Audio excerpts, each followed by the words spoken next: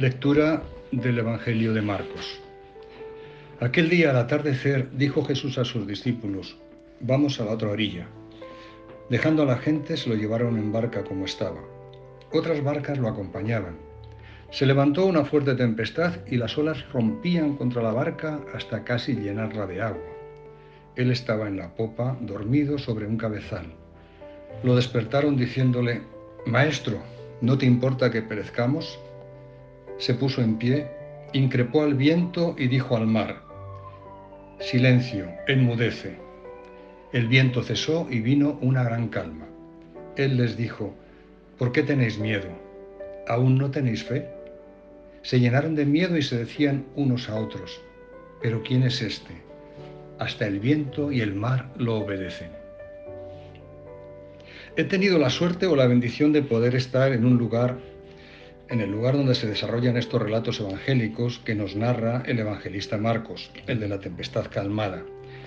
Es el lago de Genesaret o mar de Galilea, y en su orilla noroccidental, donde encontramos los santuarios relacionados con escenas del Evangelio en las que Jesús se reunía con mucha gente, en el Sermón del Monte, en el lugar del milagro de la multiplicación de los panes y los peces, en el lugar donde los enseñaba con parábolas. Nos dice el evangelista Marcos que a Jesús lo seguía y buscaba tanta gente que en alguna ocasión se tuvo que retirar de la orilla en una barca para que lo escuchasen sentados en la orilla mientras él les hablaba sentado desde la barca.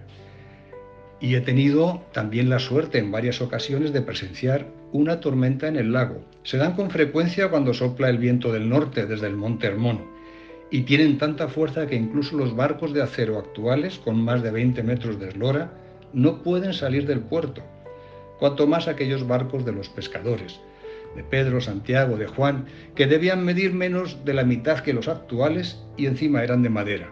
Imagino el miedo que debieron pasar cuando les pilló la tormenta dirigiéndose a la otra orilla, seguramente la orilla nororiental. Nos sorprende en el relato la tranquilidad de Jesús en medio de la tempestad, en contraste con el miedo de los discípulos viendo que se estaban hundiendo. No me extraña nada.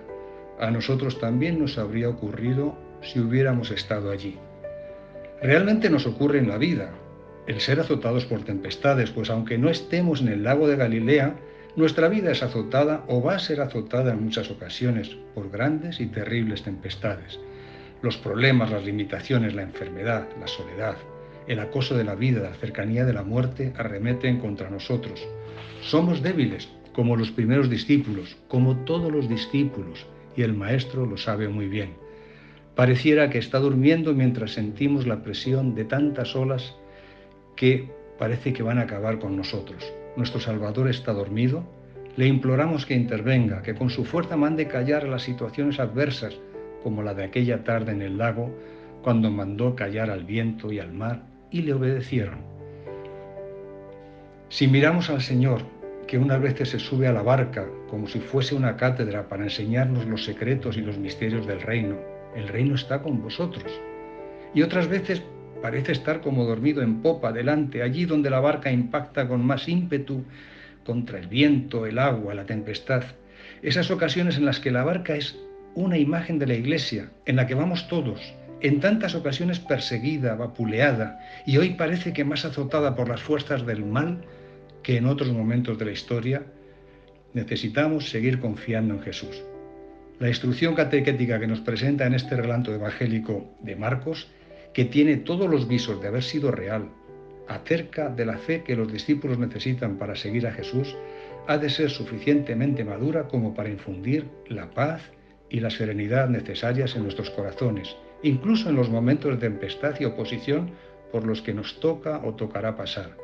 Si miramos al Señor, el miedo se disipará como aquella tarde enmudeció la tormenta ante su palabra y su presencia.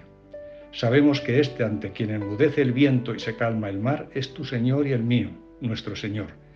En la oración y en el encuentro con Él, en la escucha de la palabra y en la Eucaristía hallaremos su interpelación.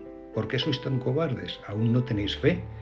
Y en su respuesta: sí, Señor, creo que tú estás conmigo, que tú estás siempre en mí, encontraremos la paz y la serenidad necesarias en nuestro corazón para seguir adelante sabiendo que incluso pareciendo dormido, está ahí en la popa a nuestro lado.